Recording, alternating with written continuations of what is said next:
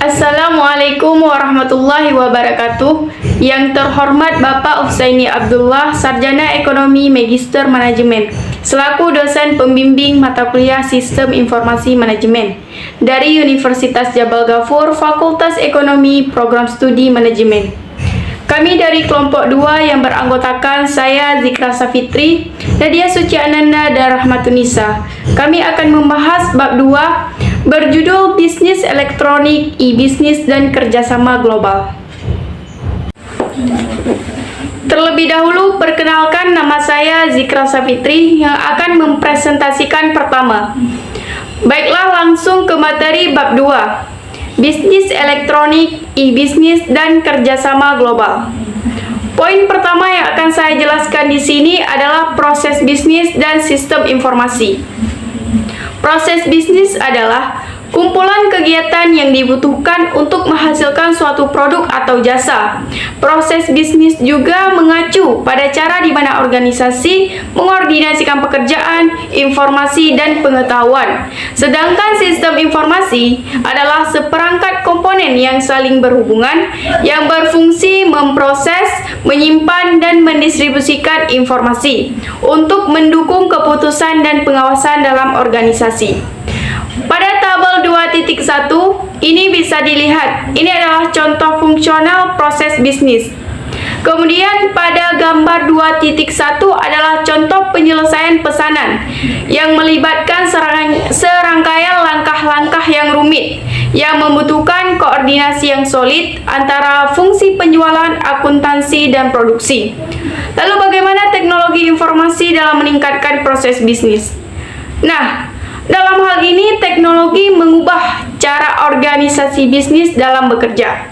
Contohnya, belakangan ini banyak sekali bisnis online. Hal ini membuat konsumen dapat berbelanja dimanapun dan kapanpun. Kemudian poin berikutnya adalah jenis-jenis sistem informasi. Sistem informasi yang pertama adalah sistem untuk kelompok manajemen yang berbeda. Sistem ini meliputi dua komponen. Komponen pertama, sistem pemerosotan transaksi, yaitu sistem komputerisasi yang mengoperasikan dan mencatat transaksi rutin harian yang diperlukan untuk melakukan bisnis. Pada gambar 2.2 adalah contoh TPS pengajian karyawan menyimpan data transaksi pembayaran. Komponen yang kedua yaitu sistem untuk intelijen bisnis, yaitu istilah terkini mengenai data dan perangkat lunak untuk mengordinasikan, menganalisis, dan menyediakan akses pada data untuk membantu manajer dan pengguna lain dalam perusahaan membuat keputusan yang lebih berdasar pada informasi. Pada gambar 2.3 menjelaskan bagaimana sistem informasi manajemen memperoleh data dari TPS perusahaan. Ketiga, TPS menyampaikan ringkasan data transmisi kepada sistem pelapor pada akhir periode waktu. Manajer memerlukan akses terhadap data organisasi melalui sistem informasi manajemen, sehingga menentukan laporan yang sesuai bagi mereka.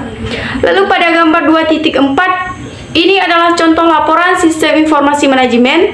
Laporan ini menunjukkan rangkuman data penjualan tahunan yang dihasilkan oleh sistem informasi manajemen pada gambar 2.3. Pada gambar 2.5 adalah sistem pendukung keputusan pengestimasian.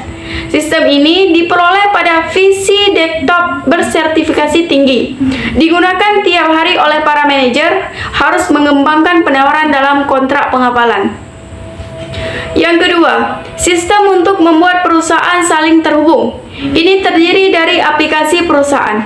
Aplikasi perusahaan merupakan sistem yang menjangkau pada seluruh area fungsional yang berfokus pada pelaksanaan proses bisnis dan yang terjadi di seluruh perusahaan yang menjangkau seluruh tingkat manajemen.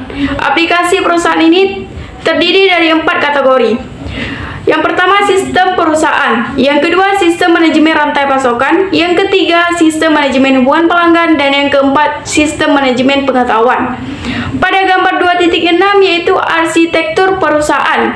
Aplikasi perusahaan mengoptimalisasikan proses yang tersedia di berbagai fungsi bisnis dan tingkat organisasi dan bisa meluas ke luar organisasi. Kemudian setelah aplikasi perusahaan, sistem yang kedua yaitu ada intra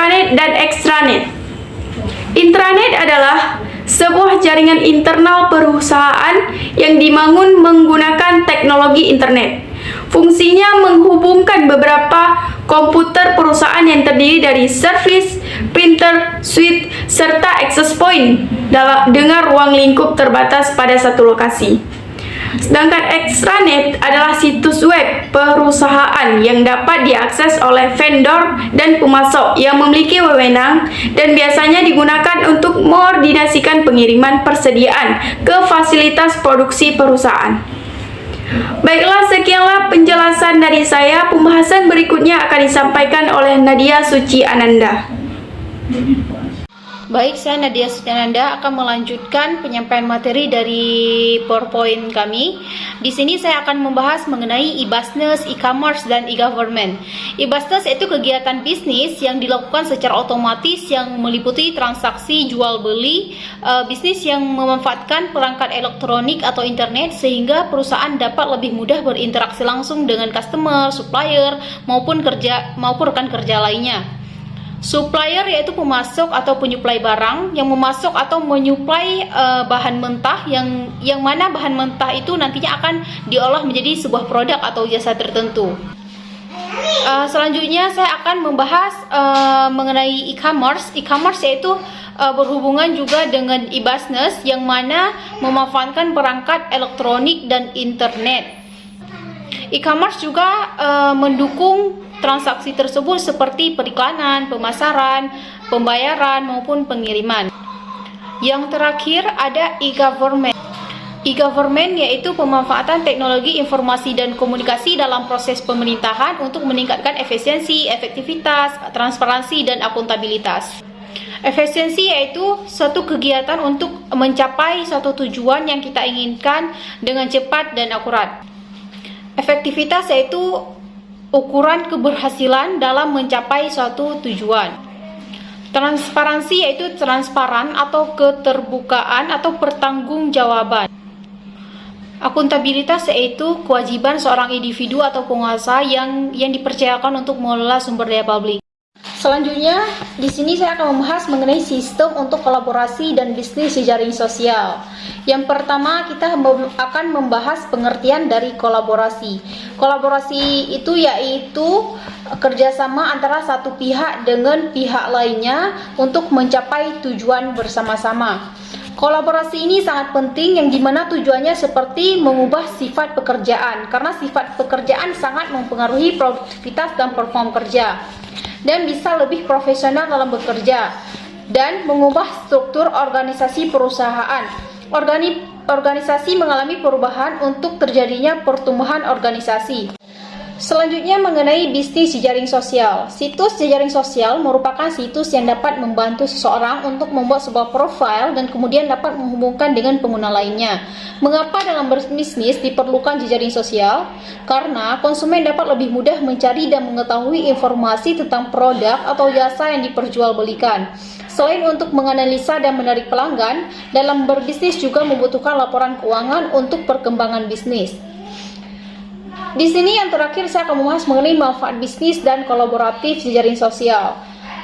Manfaat dari kolaborasi itu dari segi produktivitas yaitu mampu mendapatkan pengetahuan yang mendalam dan menyelesaikan masalah lebih cepat ketimbang bekerja secara sendiri-sendiri. Dari segi kualitas dapat saling mengoreksi kesalahan lebih cepat, kolaboratif dan penggunaan teknologi sosial akan mempersingkat waktu perancangan dan produktif. Dari segi customer service atau layanan pelanggan dapat menyelesaikan masalah dan keluhan pelanggan lebih cepat dan efektif dan kebijakan tentang kumpulan orang-orang. Dari segi kinerja keuangan, yaitu dengan berkolaborasi dapat memiliki penjualan, pertumbuhan penjualan, dan kinerja keuangan yang lebih unggul. Hanya sekian penyampaian materi dari saya, lebih dan kurang saya mohon maaf. Penyampaian materi selanjutnya akan dilanjutkan oleh rekan kami Rahmatunisa. Dan saya Rahmatunisa. Baik, saya akan melanjutkan. Wiki adalah jenis situs web yang memudahkan pengguna yang tidak memiliki pengetahuan dalam bahasa pemrograman dan pengembangan web untuk berkontribusi dan mengubah isi tulisan dan gambar. Virtual World adalah sebuah teknologi yang mampu membuat penggunanya merasakan dunia digital secara nyata. Platform dan bisnis jejaring sosial ada 3. Yang pertama Google Gmail, Google Docs, Google Drive. Kemampuan perangkat lunak jaring sosial dalam perusahaan. Ada 3. Yang pertama, berbagai konten. Yang kedua, grup dan ruang kerja tim. Yang ketiga, izin dan privasi. Mengevaluasi dan memilih perangkat kolaboratif dan jejaring sosial. Ada 3. Yang pertama, interaksi tatap muka. Yang kedua, melanjutkan pekerjaan. Yang ketiga, matrik kolaborasi dan sosial ruang atau waktu. Fungsi sistem di dalam bisnis ada 4, yaitu mendukung operasi bisnis. Yang kedua, mendukung pengambilan keputusan manajerial. Yang ketiga, mendukung keunggulan strategis. Yang keempat, meningkatkan pelayanan secara menyeluruh. Fungsi sistem informasi dalam bisnis ada 4. Yang pertama, pemrosesan transaksi. Yang kedua, pengawasan. Yang ketiga, pengingat. Yang keempat, pengalian informasi. Departemen Sistem Informasi dibagi 4, yaitu pemrograman, analisis data, manajer sistem informasi, direktur informasi. Pengorganisasian fungsi sistem informasi. Peranan sistem informasi dalam mendukung operasi suatu organisasi. Suatu organisasi adalah untuk mencatat, menyimpan, dan mengorganisasikan semua data yang terkait dengan operasi tersebut. Informasi yang dapat dilaporkan pada pihak-pihak yang membutuhkan. Sekian.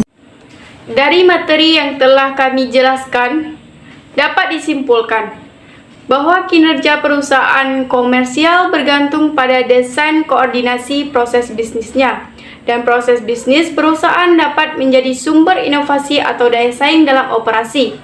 Seiring dengan kematangan teknologi, sistem informasi terus berkembang sehingga memudahkan perusahaan untuk berkomunikasi antar manajer eksternal, sehingga muncul sistem informasi dan layanan jejaring sosial guna meningkatkan daya saing organisasi bisnis dengan menyediakan informasi yang lebih baik untuk pengambilan keputusan bisnis.